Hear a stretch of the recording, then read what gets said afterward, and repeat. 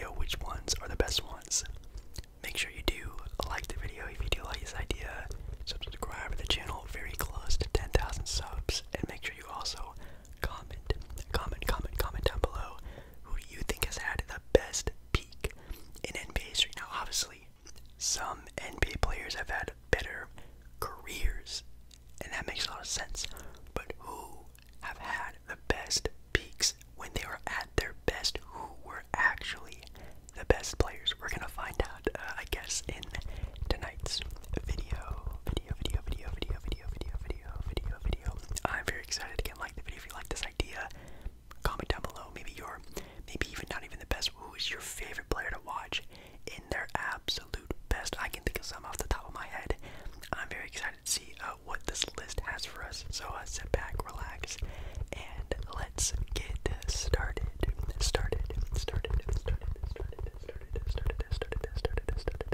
Now, since this is definitely a opinionated type of argument and one that can't really be put into sort of a top 10 listing, I'm probably just going to be chatting about some of the best appearances we've seen from players, maybe their best season or seasons.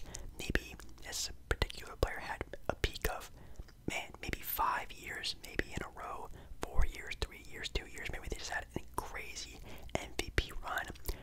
Someone being in their peak can definitely last a long time. You could probably think of a couple players right now that are definitely, you could even argue are peaking right now, are still in their peak or are about to peak in their NBA career, and it is very exciting. So, I think personally in this video, I'm just going to be throwing out some names that maybe aren't necessarily a top sort of 10 type of peak, but definitely players who had very impressive sort of high highs in their NBA careers. Let's see if I can find one that's pretty interesting. Well, man, you can even arguably say right now for players in the NBA, I mean, Giannis Antetokounmpo, definitely, back-to-back MVPs. That's something that could be very, very, very impressive. Also with, being a Finals MVP, again, back-to-back MVP, being Defensive Player of the Year.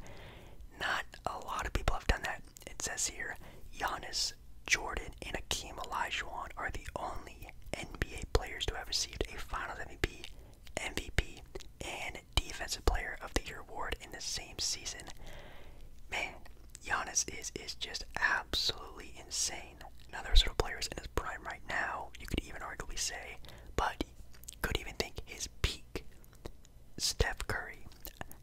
I don't think really, well, oh man, that's tough. Is Steph Curry's best 2015 to 2016 unanimous MVP Steph Curry, is that one of the best basketball we have ever seen from an NBA player, like a peak, like his best we've ever seen? That's definitely an argument for sure. Obviously, he was a unanimous MVP, the only one in NBA history, and I mean that season really. I mean, before that, the NBA was already kind of in the motion of changing, but that season Steph put on absolutely just took off and skyrocketed the NBA to kind of where it is today, where it's, man, you have to shoot like, what, 30, 40 three-pointers in an NBA game to even keep up with some other teams. You can thank Steph Curry and the Golden State Warriors, so maybe his peak is very meaningful in NBA history. Yeah, you know what, I think I'd probably say so. Some other kind of interesting ones they name out from some Hall of Famers, kind of in the same class as each other. Charles Barkley and Karl Malone. Those are definitely some interesting peaks. I know you're thinking, Jake Baller, what are you talking about? Charles Barkley, like what? Charles Barkley in 1993 took an MVP award away from Michael Jordan. Like, prime Michael Jordan. Like, that's definitely saying something, at least to me. That's just my own opinion. Of course, once they met in the finals, Michael Jordan and obviously Jordan's team, who is definitely a better team, no offense to Charles Barkley and that Phoenix Suns team, but the Bulls definitely had a better all-around team as well. But Charles Barkley in that season, man, unstoppable. I mean, a lot of people like to compare, Charles in his prime to how Zion is, and if you watch a lot of those highlights and things like that, man, Charles Barkley, when he was an MVP, man, he was locked and loaded, pretty amazing player. And then also with Karl Malone, I mean, this dude was a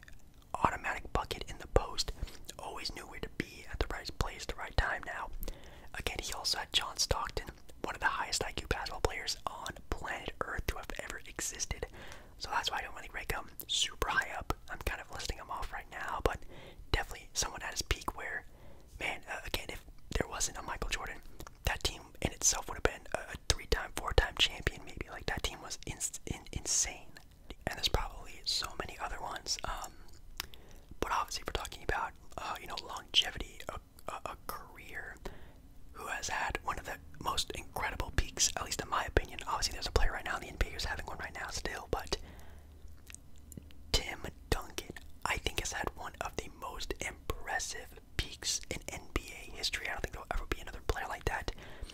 I mean, I almost want to solidify him as the GOAT power forward of all time because it's absolutely insane. 2001 to 2005, he won MVP 2 times, 2-time Finals MVP, 2-time NBA champion. Was obviously All-NBA first team 5 times as well. Just during that span. Now, I mean, you could take his peak from maybe 1999. I mean, literally when he got into the NBA, he was All-NBA first team. And in the second year, he was Finals MVP of the NBA Finals, winning a title his second year in the NBA. Like, come on, like that is absolutely insane. It's like he was on there for the ride. He was leading that team for sure, even at such a long age. So maybe, 99, 2000, all the way to maybe the late 2000s, he was just literally at the tippy top of being the top power forward in the NBA at that time. Just in 2002, he averaged 28 points per game, 15 rebounds, 5 assists, and 4 blocks over 9 playoff games. In their championship run, he averaged 25, 16, 5, and 3 blocks. Like, literally, at that point in time, he was probably the best player in basketball. Maybe. His peak also, again, just is lasting for 8-7 years, just straight of prime basketball. I think he's definitely one of the players, when you think about peaks, he has definitely had one of the most impressive ones in NBA history. Another pretty obvious guy, Kobe Bryant. Kobe Bryant, his peak was, I mean, people compare him to Michael Jordan only because he played like Michael Jordan. He, played like Michael Jordan in his peak. Kobe Bryant's peak, that is. They have an example of between the year 2006 to 2010. I would go maybe a little bit further back. I think 2010 Kobe Bryant was really good, but he also had a very stellar team around him during the early 2010s, so I don't think his peak was really that far in, but still a very great player during that time period. During the time periods they have set, 2006 to 2010, Kobe Bryant won an MVP only one time, which again, you can be the best player in the NBA and not win the MVP. And of course, Kobe Bryant is one of the most no-duh answers to that question because he only won MVP one time during this span. It's stupid. He also won Finals MVP 2 times, 2-time NBA champion, 5-time All-NBA first team as well. He had back-to-back scoring titles, averaging 35 points and 31 points per game. I mean, I don't know, man. Kobe Bryant at his peak was, again, he's the second greatest shooting guard of all time. And again, if there was no Michael Jordan, he would be the number one guy. He would be the best shooting guard of all time if there was no Michael Jordan. So, man, absolutely insane. I think, again, I'd probably put his peak more of like 2005-ish. I think right where Shaq left and he had like another year to sort of learn how to play by himself. I think that was when Kobe really took off in the NBA. And then probably till about 2009, I think 2010, 11, that's okay, but man, he got derailed pretty quickly from injuries and stuff like that. But Kobe's peak is just stupidly crazy. Two players here I'm gonna sort of stick together because their careers are obviously connected.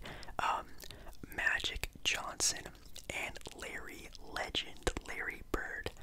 Magic Johnson's peak that they have listed here between the years 1986 to 1990. Magic Johnson was a 3-time MVP, Finals MVP in 1987, 2-time NBA champion, and obviously Finals MVP all 5 of those years. Was a 5-time All-NBA team member all 5 of those years. Man, I mean, the GOAT point guard as of right now, you can have that sort of conversation with who's the most talented, who's the best, with like after, Steph Curry, but I think he's still the GOAT point guard. He's the greatest. He may not be the best, but man, Magic Johnson, man, yeah, at his peak in the NBA, he was the best player in the NBA. He was probably, before, Michael Jordan. The GOAT conversation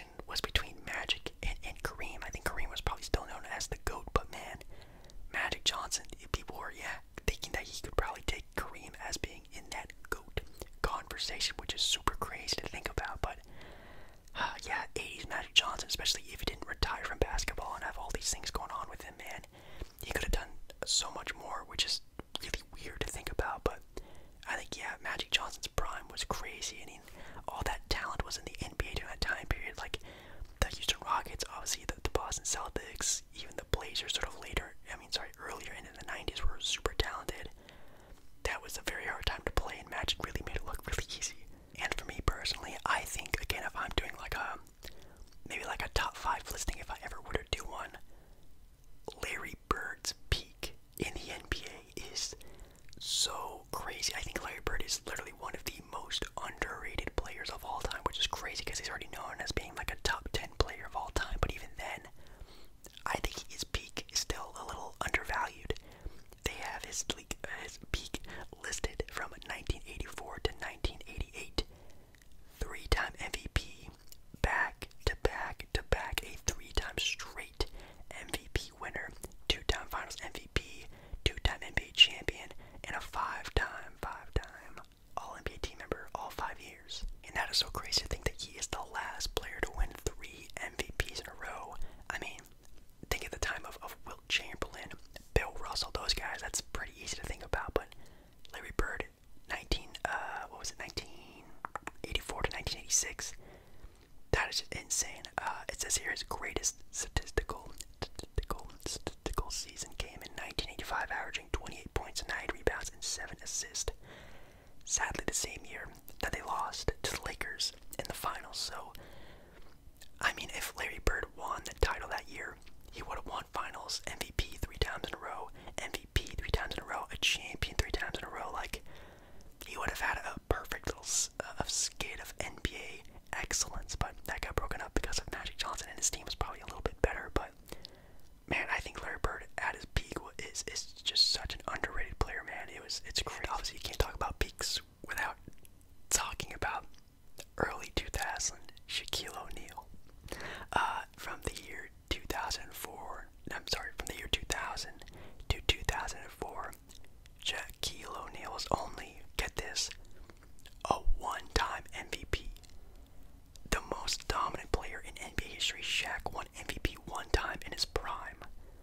Like, come on, dude. That's, he won Finals MVP 3 years in a row from the year 2000 to 2002. 3-time NBA champion between those 4 years again. And 5-time All-NBA team member. No duh. And again, you can be the best player in NBA without being MVP. In the finals, he averaged in 2000, 2001, and 2002, he averaged 38 points, 17 rebounds, 33 points, 16 rebounds, and 36 points, 12 rebounds. Like, literally, Wilt Chamberlain numbers in the year 2000. Like, that is just so crazy to fathom. He was a player that you literally could not stop. You couldn't game plan around Shaq. It was literally impossible. But I know the conversation you guys probably want to hear. Michael Jordan and LeBron James. Obviously, longevity of the peak, you gotta give it to LeBron James. But if we're going to condense the peaks into sections, sure, Michael Jordan probably has had a more impressive peak. But obviously LeBron has been at that sort of level for years and years and years and years and years and years and years, and that's what the argument you have to have.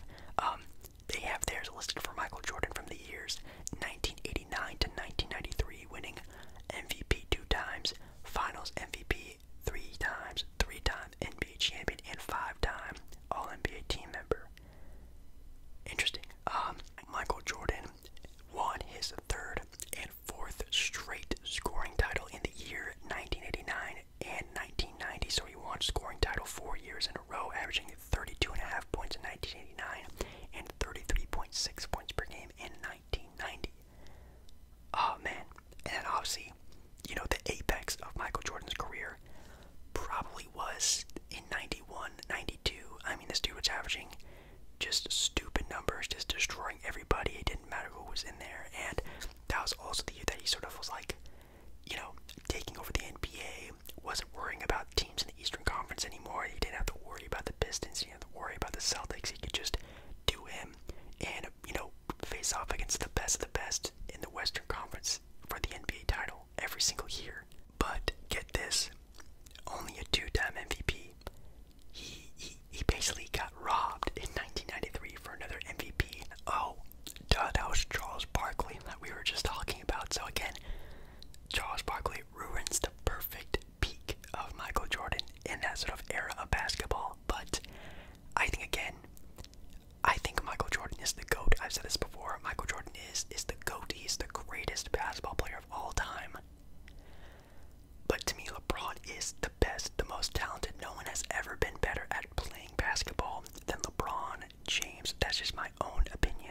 you can definitely have your argument of when LeBron's peak was in the NBA. I think for me personally, it's probably somewhere between 2008 or 9 to probably 2014ish. I think that little area, like right when he was about to leave Cleveland and right when he left Miami, I think that's where his peak would be. They have his listed as from the year 2011 to 2015, so kind of in the same area. In this sort of time, he was a two-time MVP, two-time Finals MVP, two-time NBA champion, and All-NBA team 5 times in a row. Of course, to a lot of people, 2012 and 2013 is probably LeBron's best NBA season. He averaged 27 points and 40% from 3 in the regular season. In the playoffs, he averaged 26 points and 38% from 3, obviously putting up nearly triple-double numbers every single night. And again, what you have to think about in this peak LeBron era, this is when LeBron played defense. This is when LeBron could use all of his energy on both sides of the court. And I mean, in my opinion, the best defender in the NBA. In the NBA, he could guard all 5 positions, which again, back then, I mean, nowadays you have a plethora of players who can guard all 5 positions because you have some nights Juan Toscano Anderson playing center for the Golden State Warriors nowadays. You know what I mean? That wasn't happening back then in 2010. So I think LeBron during this era was the best defender, the most unstoppable offensive player. He was the best point guard. He was the floor general. He was everything. And yeah, I think 2012-ish, 13-ish, LeBron James it's maybe the best peak. It's definitely up there against, 1991, Michael Jordan, which is a pretty insane stat line as well. He was averaging 32 points per game and 6 rebounds in 1990, 1991. So like, man, it's pretty rough, not gonna lie. That's also the year I think he won MVP, and then he also won Defensive Player of the Year in that same season as well. So like, insanity. And obviously there's so many other players. Like, I mean, Bill Russell from the years 1961 to 1965 was MVP 1, 2, 3, 4-time MVP. Obviously winning a title probably every single year during that time period. That's no doubt one.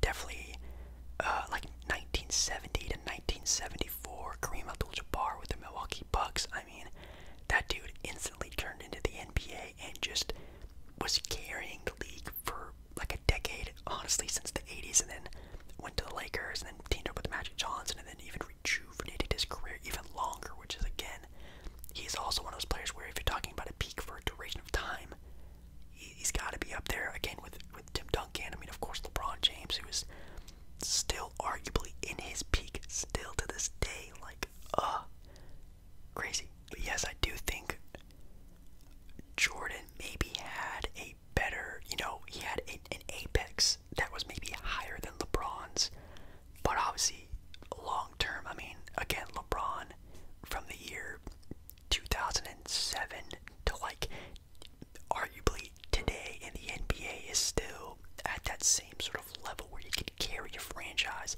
to an NBA Finals. Now, obviously, a little bit harder now, a lot of miles on him, and the talent of the NBA is just, it's mind-boggling how literally there's like 7 or 8 NBA championship contenders right now in the NBA.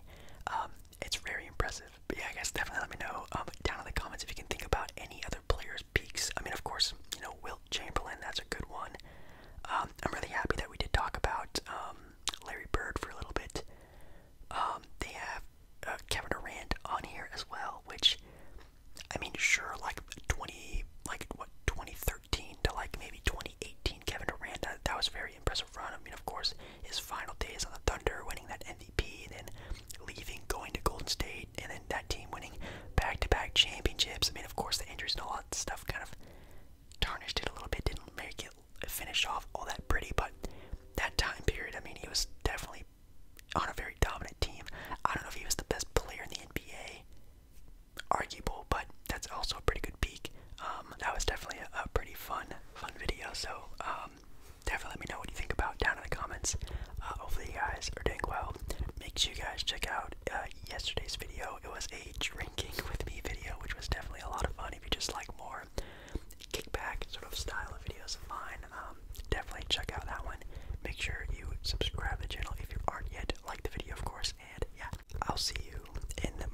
next video.